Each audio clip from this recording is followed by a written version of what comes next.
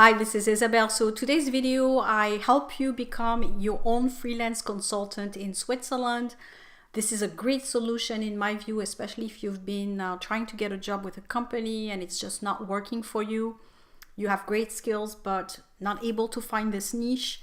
I'd find that the freelance way is definitely interesting. Now, a lot of people are hesitant, and one of the reasons is definitely the income.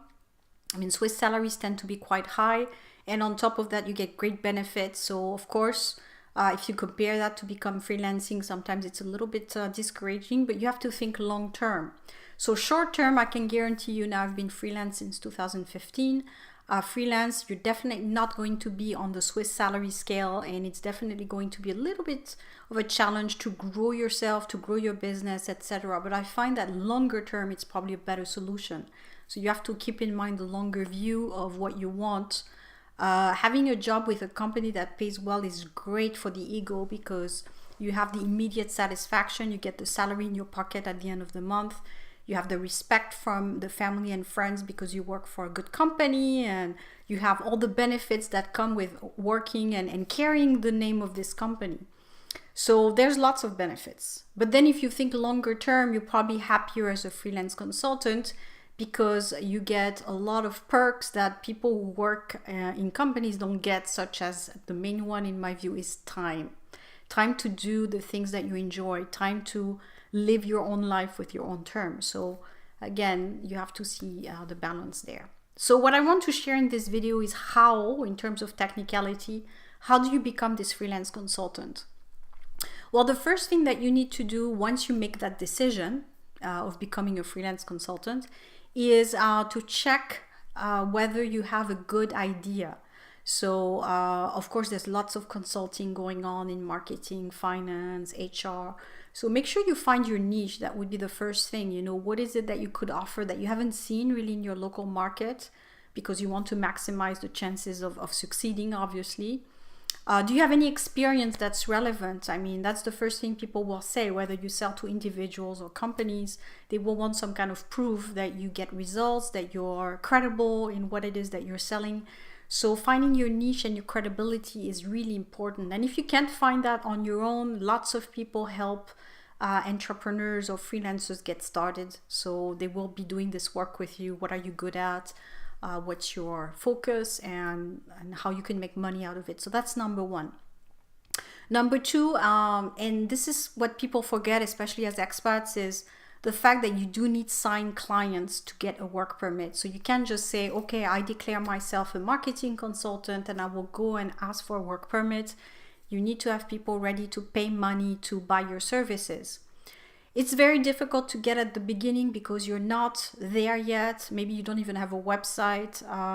Getting started is really the most difficult. To have one person, the first person that says yes to you, I want to buy your product or your services. So what I would do, and this is what I encourage people to do, is to give your service at a discounted price. So if, in other words, you know, maybe you cut it by half at the beginning, and people will be very happy to work with someone that would give them half the price. Now, it doesn't mean half the quality. Obviously, you want to provide the same quality, but take a little bit of a pay cut to get those clients signed. And once they're signed and they do the service or they buy your product, then they can give you a testimonial, and this will help you get new clients.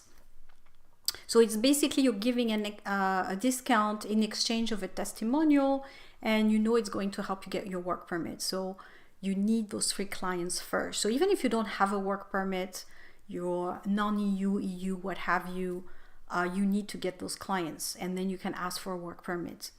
Technically, it's better if you're in Switzerland, because if you're not in Switzerland and you want to sell a product or a service, it's going to be hard to get someone to trust you. I think that could be possible if you sell website services, because people are looking for a discount, and in Switzerland it can be quite high, as an example.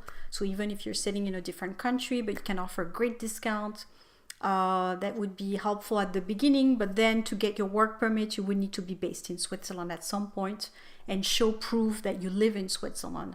So you would need to come anyways to the country. So then number two is, well, how do I ask for this work permit? So it's not the same everywhere, in every city, every canton is different.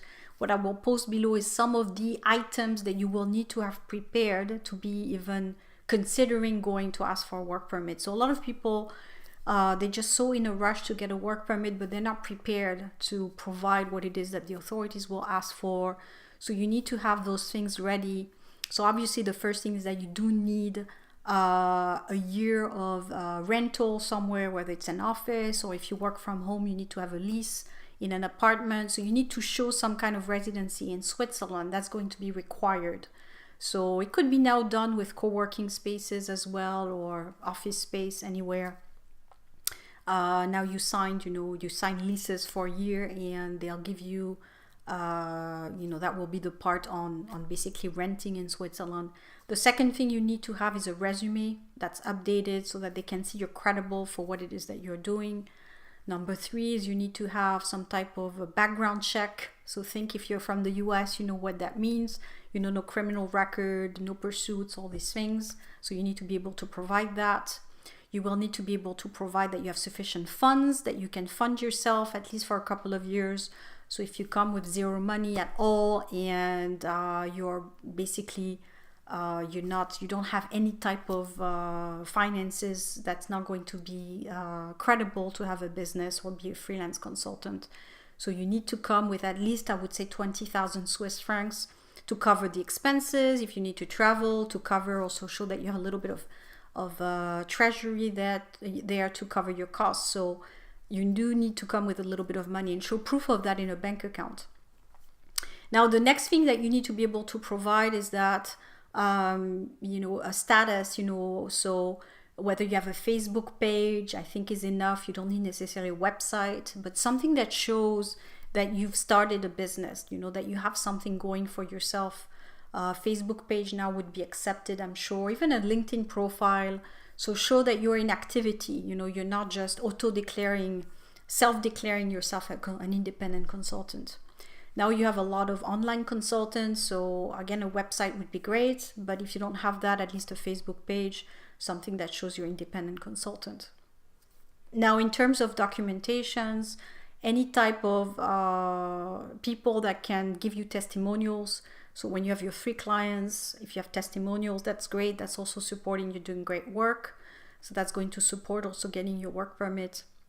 So again, all these things are going to be very, very important to show that you're someone that's coming to bring value to the country and to get your work permit. And then once you have your work permit, you can easily work in Switzerland as an independent consultant, and you can also work for a company because then you already have the permit. It's easier. So even if you were to, let's say, not do well in the future, or you're just not getting enough clients, at least you have the work permit. But the idea is really to succeed as an independent consultant. I find that it's just bringing so much more time for yourself. It's bringing also a lot of happiness, a lot of being content with the work that you do without depending necessarily on a superior or manager. For me, it's probably the job that brings the most freedom in terms of what you could possibly do with your life. So again, it's something to weigh out. If you need some help in that, in deciding whether it's the right step for you, feel free to contact me. Working with Isabel, I'll post below. We do a session together that I can help you define whether that's your next career step. So I hope this was helpful. Feel free to comment. I talk to you soon.